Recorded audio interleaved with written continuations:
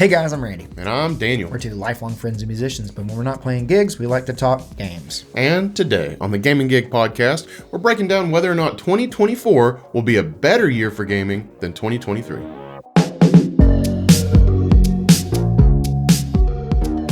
"2023 was a legendary year, I'd say, for gaming. Legendary for sure. It had so many good games. I mean, we started off the year, like early on in the year, we got Tears of the Kingdom. Yeah, that was a little game that dropped. Yeah, and then later on in the year, we got like Baldur's Gate 3 just a little while later, Spider-Man 2. I mean, all kinds of crazy games. RE4 Remake, Starfield. You can just keep going forever. We should probably stop there, but such a great year for gaming. A lot of people are saying it's one of the best years ever, if not the best year ever. In fact, I think we did a podcast on it. So we did. Go back and watch that one. Yeah, dig through the archives. The question is now, can gaming this year, 2024, is there any way that it even stands a chance of holding up against the behemoth that was 2023? Well, I think there's a lot to that, and I think we're going to unpack it little by little. We're going to try not to just dump it all at once because it is a huge topic, and we've got a lot of comments to go through. But before we do that, we did ask the Gaming Gig faithful what they thought. Right. So here at 38%, people said, 2024 is going to be better than 2023. 36% said it was going to be worse, and 26% said it's going to be just as good.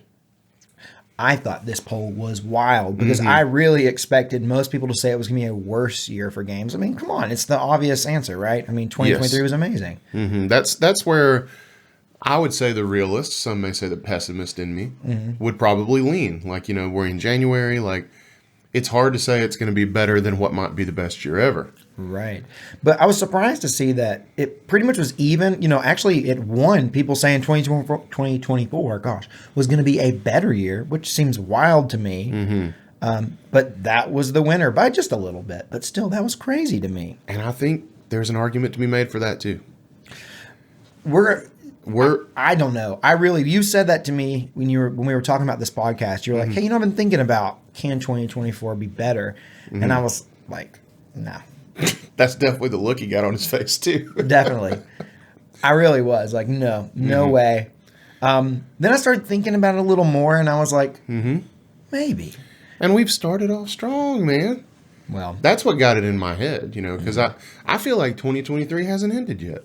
It's like it just kept going. Yeah. Well, we got some comments here. By the way, guys, the way we do this is we put these polls out on the main Gaming Gig channel. We take the comments from the polls, we read them and react to them here on the podcast. So, first one we're looking at is from Rainbow Hawk, who said it's going to be hard to top 2023. And agreed. And absolutely. And by the way, guys, Rainbow Hawk has a channel called Rainbow Hawk Reviews. That's a great channel. Really good reviews. I definitely recommend checking it out. Just by the way.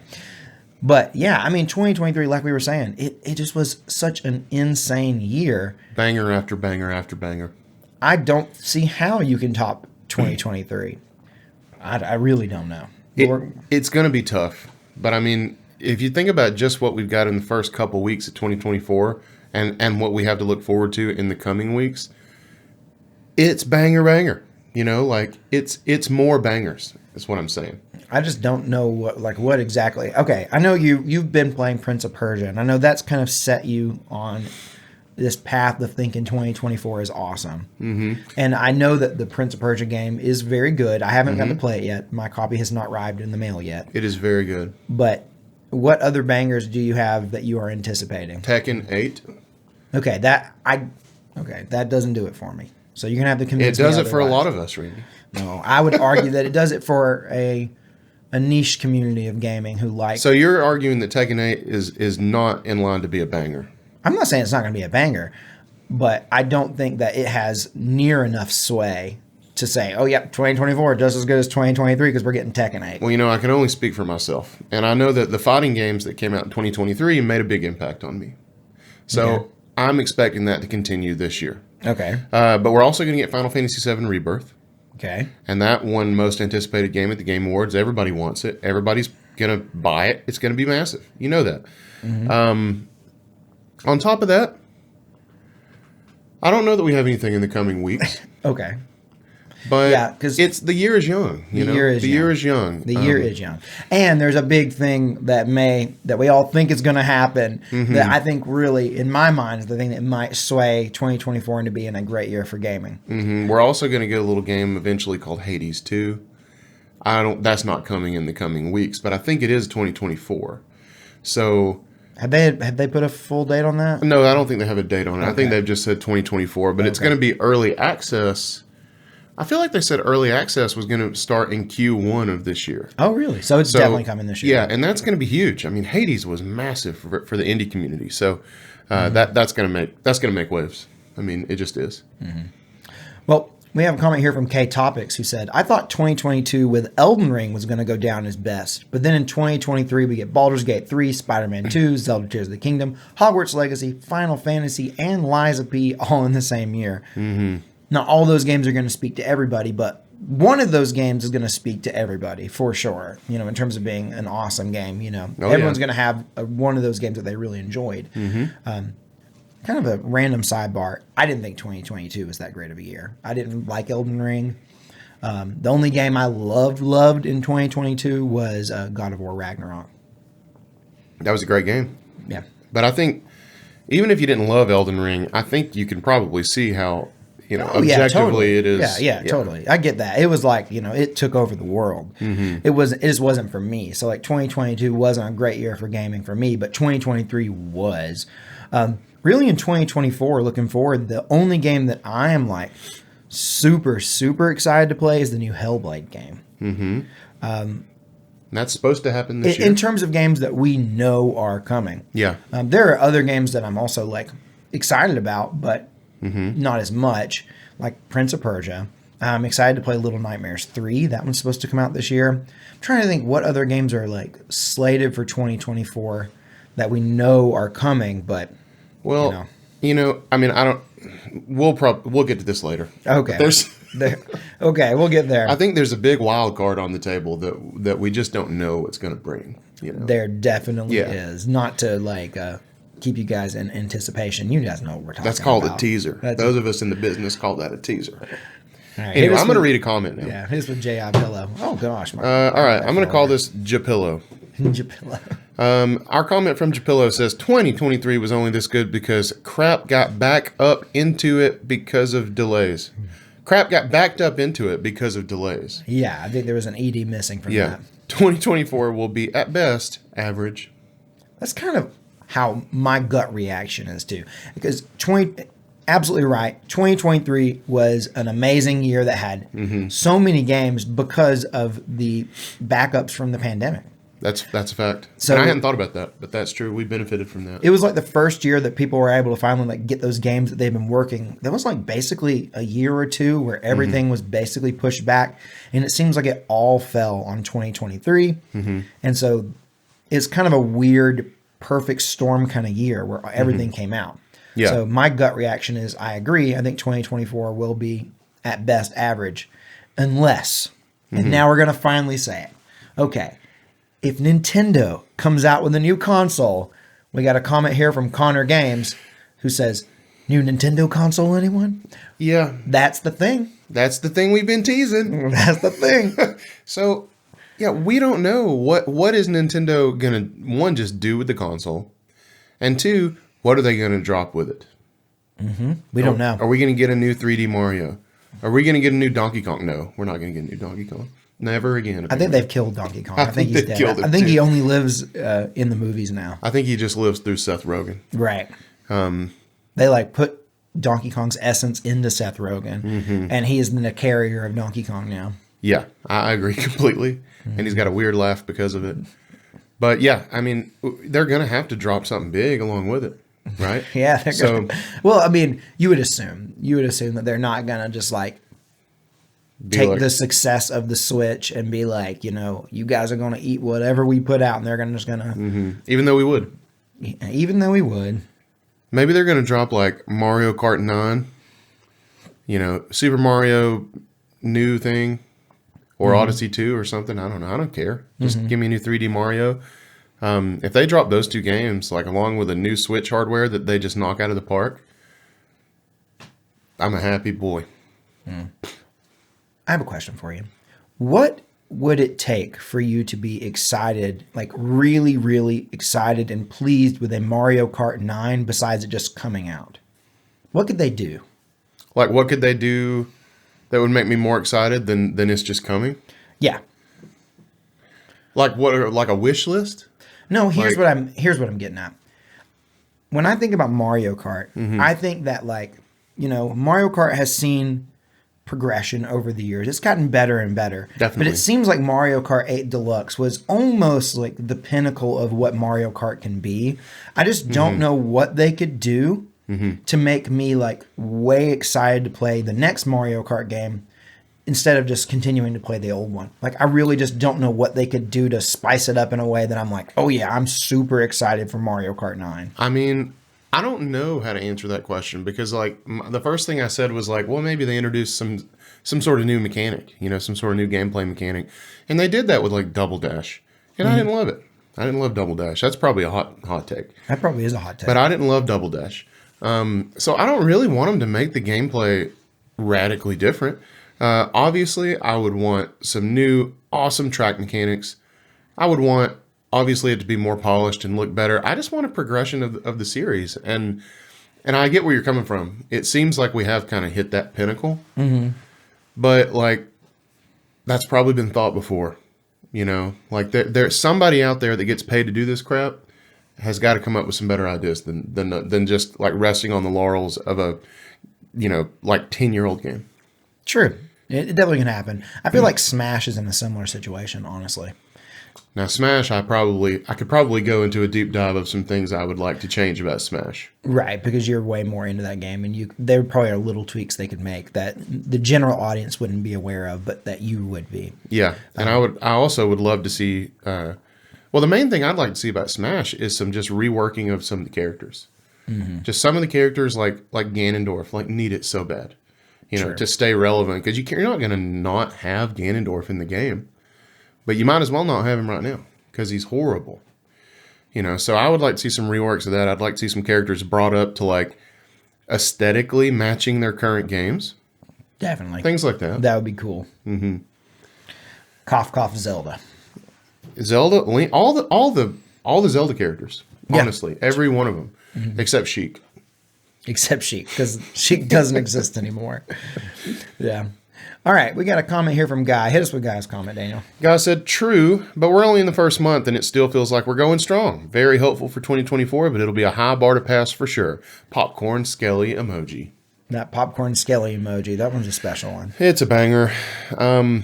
But he's absolutely right. That's how I feel. I feel like we just haven't stopped yet. I feel like we had a huge, we hit a brick wall when we hit December. And I feel like we have not recovered. I feel like once we hit December of last year, we've had this huge slowdown, and I just have not had the game that brought me back into being like super excited about new games. But I have not played the Prince of Persia game. Yeah, and there's some games from last year that you probably haven't touched on yet, like Dave the Diver was really good. You haven't played that. But there was like a 2 or 3 week kind of period there where I was kind of like searching, like, what's the next game I want to play? I was kind of going through the backlog and looking, and mainly I just played a lot of Sea of Thieves, and had a great time. And I'm excited to see that game progress in 2024 as well. But that's a live service. That's a different kind of thing. But I was kind of holding myself over until Prince of Persia. Yeah. And I think Prince of Persia was the first one that I've been actually excited about this year. But I don't know. I'm so banking on new Nintendo hardware as being the thing that saves 2024 for me. Because I just don't know. Like, for example, like the one that people are really, really excited about is, like, here we have a comment here from Neji361. Neji. He's a Naruto fan. Oh, okay. See, I don't know anything about Naruto. I don't know what I'm missing here. But anyways, the comment says, already getting off to a great start with Final Fantasy VII Rebirth. That's coming out next month in February. And that is one that I am rather excited to play. That's going to be big. I would say that I'm probably more excited to play that than even Prince of Persia because the first Final Fantasy VII Remake game I loved. It's super good. Super good. I loved so much about that game. So I'm more excited to play that one. But then after that one, it's like like I mentioned earlier, I want to play Hellblade, but I'm like, well, what else do I really want to play this year? I'm just kind of like waiting for Nintendo. Well, Pal World just dropped. I know you don't seem to share my enthusiasm for that game, but that game looks just crazy enough and just similar enough to obviously Pokemon that it got me excited, and people are saying it's good. Well, I've heard good reviews. I have seen people talk about it and say they like it. Yeah. I just don't know. It just doesn't do it for me. But maybe it's one of those games that once you play, it's like, okay, I get it. So what about it? Because you really liked Scarlet and Violet. I did like. So what about the way Pal World looks? Nothing about the way it looks. Like, it doesn't even seem. I get like that. It has like. The only thing that reminds me of Pokemon that much is the fact that they are like Pokemon-like beings in the world. Other than that, it doesn't seem like a Pokemon game. No, people are saying so. It doesn't like Yeah, people are saying it's real. Like it got labeled as like Pokemon with guns, and I've said that a million times myself. Right. But people are saying it's more like an Ark survival evolved with Pokemon instead of dinosaurs. And I never played that game. I played a little. So I don't really know anything about that game. But I'm definitely excited to try Pal World. I've been waiting like 2 years. I'm definitely going to try it, especially now that people are saying it's good. Yeah. I think the thing that I just don't get it. Yeah. I don't think I get it either. I don't get it. But and I want to see. And it doesn't like, you don't got to, and lots of times before you play a game, you don't get it. You don't get the hype. You don't understand exactly, what it's all about. Until you just finished a game that you don't get. I played Control. Right. Yeah. I didn't get the plot. I got the gameplay. Oh, yeah, of course. And I understood the appeal behind that because the combat was amazingly satisfying and fun. And I get that. That makes sense to me. Yeah. Everybody got that. Yeah. So, I don't know. We'll just have to see. Maybe I should just play it. It just hasn't excited me, but maybe I should give it a go. And I get, sometimes you see games and they just don't get you going. That's like how you were with Super Mario Bros. Wonder. It just didn't get you going until you played it. I know. But then it really got me going. Oh, yeah, it did. That was a good one. All right. All right. Whose turn is it? Is it my turn? It's your turn. All right. I got a comment here from Morris Dennison who said, we might be in for another year of mediocrity from Xbox. Tell me if I'm wrong. Sony doesn't seem to have much lined up for this year, but there could be some secret projects. And it looks like a third-party year for them. As for Nintendo, whatever they release, people will like. It must be nice to be Nintendo. Yeah. Because the whole internet's saying the same thing. It's like, well, we're going to like it. Yeah. And I know, like, that's how I am with Nintendo. Whatever they put out, I am going to be thrilled to try it. Because no matter what they do, and it like, without fail almost, I've enjoyed. Even the Wii U, even though I got on it way late. Yeah. I love the Wii U. I thought the Wii U was great when it came out. I was one of those weirdos. I enjoyed it a lot. So I'm super excited for whatever Nintendo comes up with. I know it's sad. It's sad that we have these companies that we're just like essentially bowing down to, but Nintendo has provided us with so much fun over the years. It's hard not to. They have earned it, in my opinion. Yeah. I mean, I'm not saying I agree with everything they do or even most of it, but over the years, they have really given it to me. Okay. Yeah. You hear that, guys? And by it, I mean joy. Now you understand why he likes Nintendo so much. All right. Okay, go ahead. So, in terms of addressing the other things, Moore said that it seems like we're going to have another year of mediocrity from Xbox. It seems like tell him he's wrong, Randy. Every single year is labeled Xbox fans labeled this is Xbox's year. This is the year of Xbox. It literally has happened 2020, 2021, 2022, 2023. Moving into 2024, it's happened again. It happens every year. Well, odds are it's going to happen eventually, right? I don't think so. Yeah, I don't either. I think Xbox has a really bad thing that they do where they tell people about games way too early. And then they don't tell you when they're coming out. Yeah. And so what happens is you have your mind, you're thinking like, oh yeah, we got Fable coming. You're thinking like, oh, we got the new Gears. It's definitely in development. I know that's coming. Man. And then, you start thinking about all these things that they're going to do, but you don't realize it's like one being like, it's being piecemealed out. Yeah. Every like one a year or two a year. And they just don't have consistent enough big releases for it to actually pay off in any way. And then when they do, you end up with a Starfield situation where, some people loved it. Couldn't live up to the hype no matter what, though. True. You're right about that. There's no way it was going to live up to the hype. But it also didn't live up to the hype even remotely, except in some people's eyes. I mean, it did for some people. But. And you mentioned something there. I always forget about this because it's been so long, and I forget that it's an Xbox exclusive, honestly. But have we heard anything about Gears, and why haven't we? We haven't, and it's been the longest stretch of time between Gears ridiculous. games. Now, keep in mind, development cycles are getting longer and longer, so that's definitely a thing. But also, I don't know. I feel like hype for Gears kind of died a little bit at Gears 5, and I don't know why. I'm not a big fan of the series, but it just seems like that happened. People didn't love it. People haven't loved Gears since Gears 3. Well, maybe Gears it's just 1, 2, and 3 were just going away. That's like epic. You know, it builds to Gears 3. And then Gears 4, I really liked, but not everybody did. I thought it had the best Horde mode. That's also probably a hot take. But Gears 4 Horde mode was solid. And so was Gears 5 eventually. But like, just give me a teaser for Gears, and I'm hyped for something Xbox finally. But they won't. They haven't. I mean, they will. They will. eventually. You know, it's definitely coming. I just don't know. I don't know how big of a priority it is. But I mean, I'm sure it's being made. It just probably is taking a while. Yeah. You know, but in terms of, well, let's move over to Sony. You know, it says like Sony doesn't seem to have much lined up this year, but there could be some secret projects.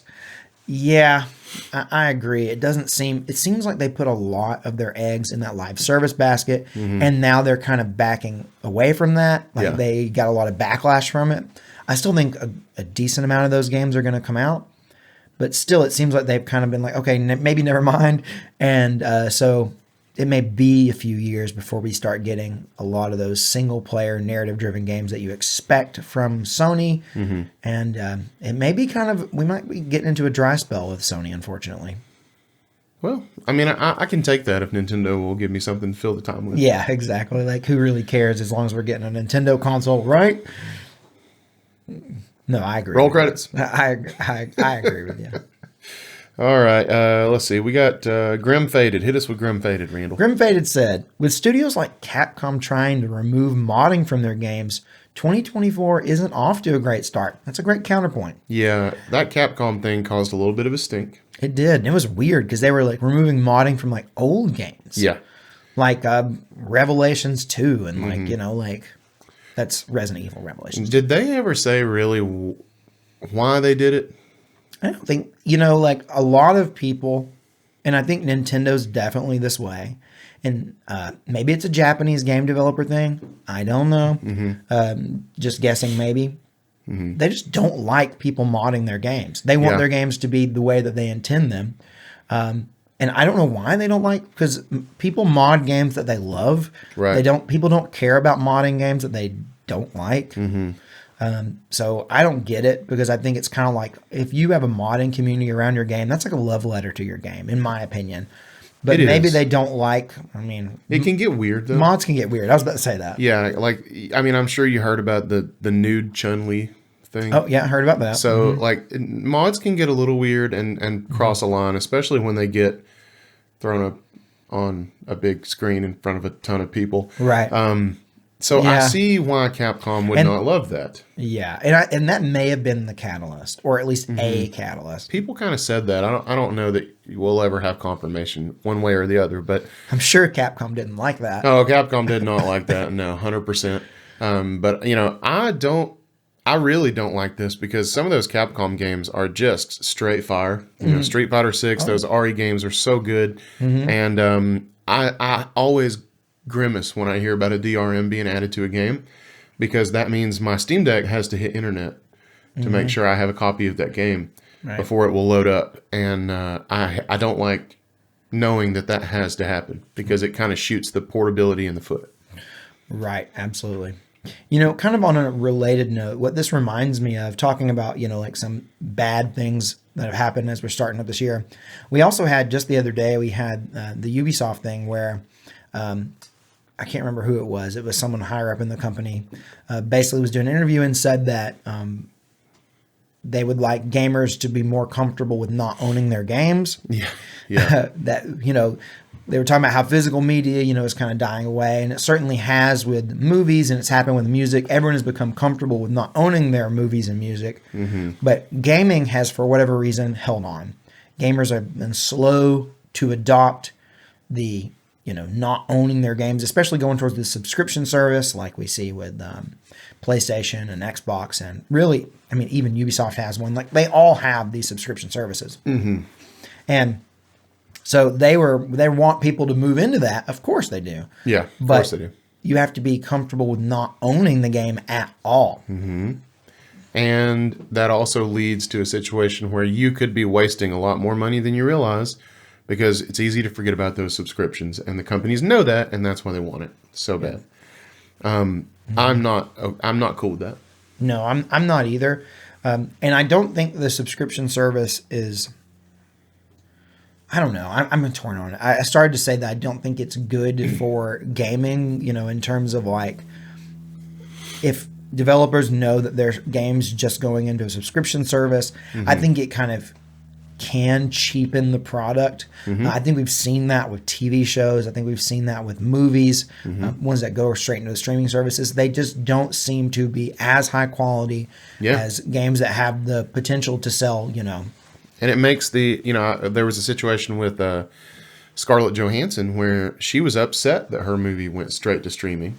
Yeah. Apparently those negotiations may have not been as transparent as they should have been. I don't know. I don't know about all the ins and outs of that, but we could see situations like that again, and crap like that just adds drama to the situation and takes away from the product in the end anyway.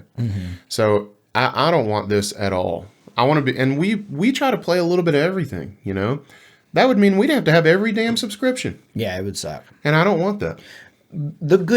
There are pros to it too, and I can't sit here and deny that I don't use them and utilize these services, because I am, even more so than a collector, I'm a Scrooge. And so saving money is a huge thing for me. So I will do whatever is the cheapest option for me to do. So if that means subscribe to Game Pass to play a game for $10 that month, as opposed to paying $60 or $70 for it, I will do that. I will save the money, and then I will unsubscribe. So I will do that, and I don't, sure, I miss the fact that I own it physically, but if it's a game that I'm super, super passionate about and I know I want to have in my collection, I will go out and buy it physically.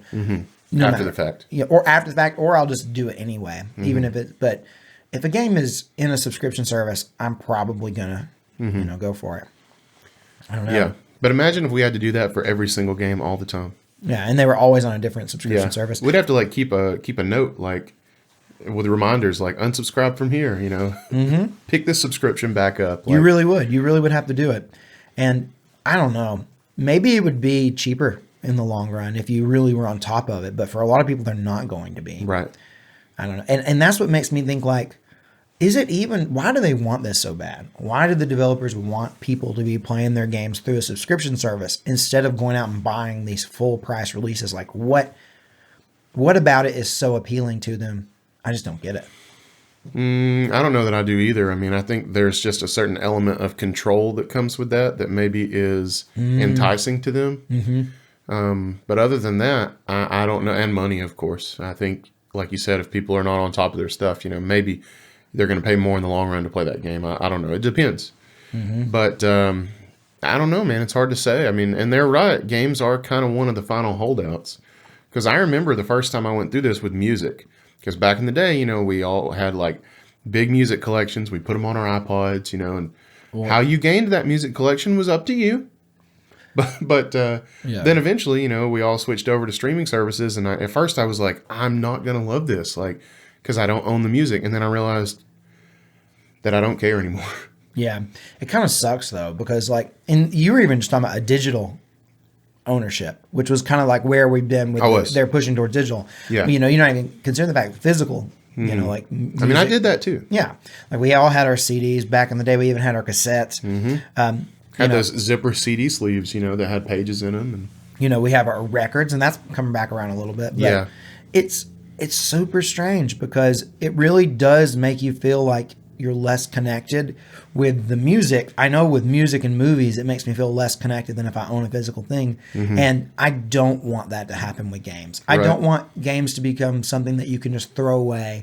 Or if you, if you buy it and you don't even just barely don't like something about the game, you just say, you know what, I'm just not going to play it. Instead of like giving the game an honest chance because you sunk money into it. To see, like those types of things. I don't want the games to become cheapened in our minds. And I think that the moment they become cheapened in your minds, the developers will just, be like, you know what, if it's just going to go into streaming services and people aren't going to care anyway, why should we care? And I think a lot of devs probably would think that way. I'd be afraid. I think they would, and I think there would be a lot who wouldn't. But it wouldn't be good. I agree. Wouldn't be good. All right. We got a comment here from Miguel. Yeah, Miguel, he loves the GameCube gamer. I know. I always love anything GameCube related. I love it when we get a comment from him saying. Comment says we have Paper Mario: The Thousand-Year Door remake coming, so that's already a huge win for 2024. I kind of forgot about that. Yeah, that's and that's a thing that obviously is going to make some people very excited, and most people not very excited at all. Yeah, I do think it'll probably be really good. Yeah, I like the first Paper Mario game, and I've only played a couple Paper Mario games, but I've never played Thousand Year Door, so I'm definitely going to play it and see what it's like. Yeah, I hope that you like it more than the Super Mario RPG remake. I know you didn't just love that. No, I didn't love it. I liked it. I liked it and thought it was okay, but I didn't love it. Yeah, so I'll be interested to see how that game hits, as a whole and with you, because it's it surprised me a lot when you started playing Super Mario RPG and you were like, I'm not loving it, because you just normally love Nintendo. I do, but yeah. I also just don't think that turn-based RPGs are something that get me totally jazzed. You know what I mean? I totally get that. But that being said, I did enjoy Paper Mario more than Super Mario RPG. So maybe you'll like Thousand Year Door. Because Paper Mario it kind of takes the humor to the next level. Like Super Mario RPG definitely had some funny moments and some weird characters and stuff, but I do think that the style of humor in Paper Mario is different, and it's also just more of it throughout the entire game, not just like little bits of it. And so I think that I like it better for that reason. Okay. All right. We got one final comment here from Depressed Whale, and I hope that you're better soon. Who said, well, we got Indiana Jones and Stalker coming, so it's a good start. Yeah, that's Stalker 2. Stalker also. Yeah. Indiana Jones, this is something that I almost suggested that we talk about on the podcast this week, and maybe we'll do a future episode, because Indiana Jones was revealed, really revealed at this Xbox thing the other day, and one of the big controversies that's come up around it is that it's a first-person game, which seems kind of weird. That does seem kind of weird. There have been other Indiana Jones games in the past. They've been third-person. Right. I think as far as I know, they've all been third-person. Yeah. I mean, I don't know much about the Indiana Jones gaming franchise. But well, they definitely exist, but I don't know that any of them set the world on fire. Yeah. But this one seems bigger and maybe has more hype behind it than any in the past. And it's a first-person game, which has led a lot of people to be a little concerned. Obviously, this is developed by, I can't remember the name of the developer. It's the same people who do the Wolfenstein games, like the new Wolfenstein games. I don't know. But I can find out. They've obviously, the new Wolfenstein games are first-person games as well. So it's kind of their bread and butter. It's what they've been doing. Machine games, that's them. So, I don't know, but the question that I've been thinking about is, I've seen so many people say that first person is more immersive than third person, and I just think that I fundamentally disagree. I think it depends on the game. I think for the most part, I agree with you. Yeah. I like a third person view. Most of the time, I would prefer it. But there are games where I have played first person that I'm massively immersed in, like Sea of Thieves. So it really does just depend on the game, I think. And I think it depends on the quality of the animations that they can give you if you're in third person. True. Because if they don't look good, then that's going to take me out way more than just seeing through the eyes of that character. So I do think it depends on how it's handled. Yeah. This recently came up to me, as a thing that I was thinking about, because I did my review on Avatar, the Frontiers of Pandora game, which is also a game that was oddly in first person, even though you would expect it to be in third person. And people, have said that the first person view is very immersive because you're seeing it through the eyes of the character. But to me, I've always felt that first person games are sort of claustrophobic feeling. They can be. And I don't like that about them. Like some games, it's okay. Like you brought up Sea of Thieves as a good example of a first-person game that you get used to, but especially shooters. Yeah. In a game that you're playing that has a lot of shooting in it, like say Stalker 2 as an example, a game that has a gun taking up a big bulk of the screen, it feels very claustrophobic to me because it's already your field of view is narrowed because you're in first person, and then you have this big old honking weapon taking up like a third of the screen almost. And I've always thought that was kind of not realistic too. Yeah. Like to always have this gun like taking up like a third of your vision. I feel like that's probably not how soldiers live their life, Like Probably not. They probably use more of their vision than that. You would think. So I've always thought that was kind of weird also. I've just never really thought about it until right now, but I have always thought that was weird. And it can definitely be claustrophobic. And even Sea of Thieves has done that to me. Yeah. Because when I took a really long break and came back, I remember making the comment on stream like, I feel like I'm really close to the camera. I remember I said something like that. Yeah. Because see, it felt that way. It just felt like weird. It felt like I was almost in front of the person. I don't know how to describe it. It felt really weird. And then I got used to it again. You do get used to it. And there are some things you can do, like turning up your field of view in first-person games. It helps a lot. It helps with motion sickness, too. Yeah. But, yeah, I'm with you, man. I don't usually favor it.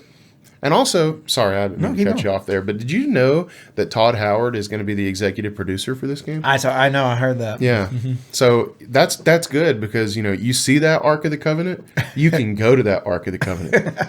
You know what I mean? Like, you see that pit of snakes, you can go to that pit of snakes. Oh, jeez. That is funny. I was going back to the first person versus third person thing. I always feel like third person, I get to see more. Because I know that like lots of times first person games can have an unobstructed view. Say you don't have a weapon in front of you. Sure. It can be unobstructed. So like technically you just see like everything. You don't even have a character. But because in third person games, the character is way behind and like up usually like above kind of, The camera, yeah. Yeah, the camera, sorry. The camera is way above the character. You end up getting a wider field of view. You get to see more things. And to me, that feels like better. Like I get to see more and I feel more immersed in the game. As long as it doesn't have like weird, janky animations that make you feel like you're just not, And this could be a product of the way we grew up. The games that were coming out that we played when we were growing up. Like, we didn't grow up in like the heyday of the first person shooter. No, we definitely did not. But we were pre that. Yeah, but we did grow up in the heyday of like the third person 3D action platformer, and things like that. So it may be a my preferences may be showing there for sure. Yeah. But I feel like it definitely makes sense for, when you think about Indiana Jones, I like the first gaming equivalent that comes to my mind is Uncharted. Like that's right where my brain goes. And I think, oh yeah, like Uncharted.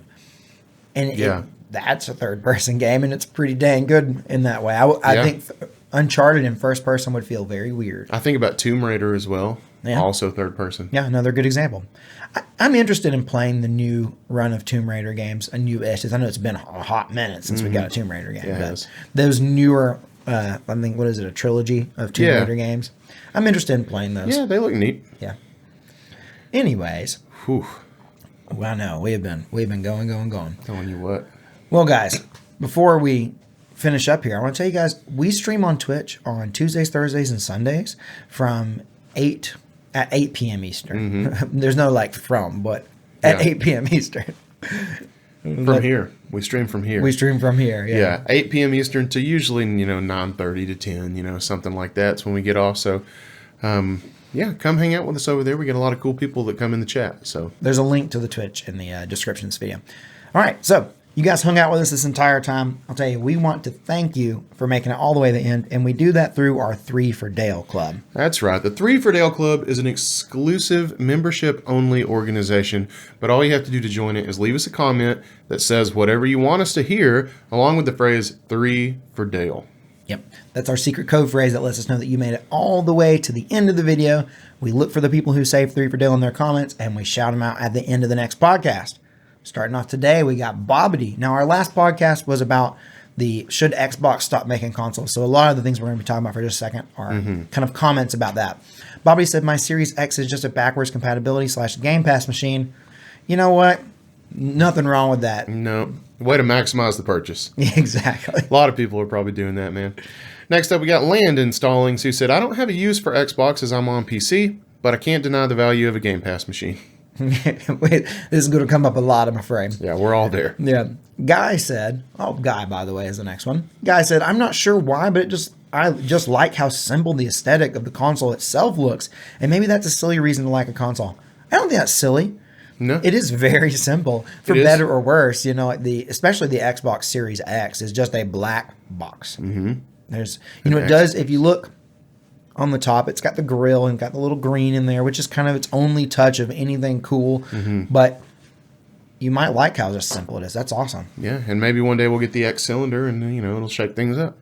Ooh. All right, next we got Benjamin Darlin, who said, Series S/X with Game Pass is a great choice for more casual gamers or for those on a budget. Especially that Series S. Series S, great deal. We've talked about how it can be, you can get it for $250 sometimes, and then put Game Pass on top of that, and you've got a Game Pass machine and you're paying minimal amounts for it.